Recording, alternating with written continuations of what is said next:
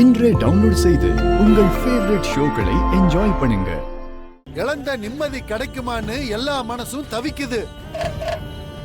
தான் கையால செஞ்ச சிலை காணாம போனதுல ஒரு மனசு தவிச்சு ரொம்ப வருத்தத்துல இருக்கு, வேதனையில இருக்கு, துக்கத்துல இருக்கு. தெய்வமா நினைச்சு பூஜை செஞ்ச ஒரு பொருள் திருடு போயிருக்கு.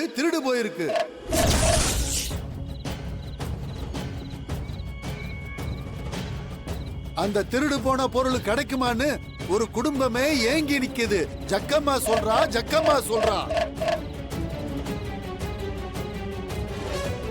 திருடு போன சிலை எங்கேயும் போகல, என் எல்லைக்குள்ளதான் இருக்குன்னு கருப்பன் சொல்றான்னு ஜக்கம்மா சொல்றா.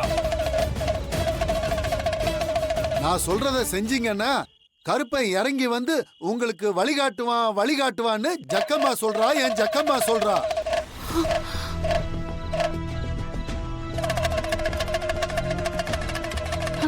என்ன பண்ணா காணாம போன சிலை கிடைக்கும்?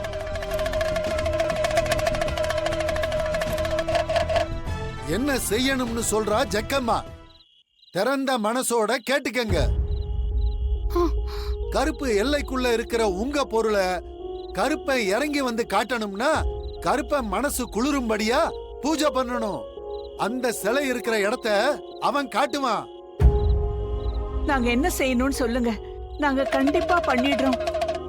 உங்க குடும்பத்துல ஒருத்தர் கருப்பனுக்கு விரதம் இருந்து கருப்பனோட ஆயுதமான அருவாளு தீப்பந்தத்தோட செருப்பு அணியாம நடக்கணும். முன் வச்ச கால பின் வைக்காம நடக்கணும்.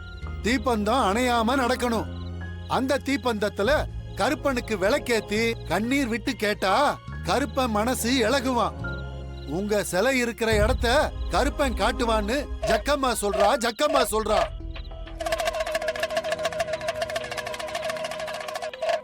கருப்பன் சிலைய திருநவங்களை கண்டிப்பா காட்டுவான்.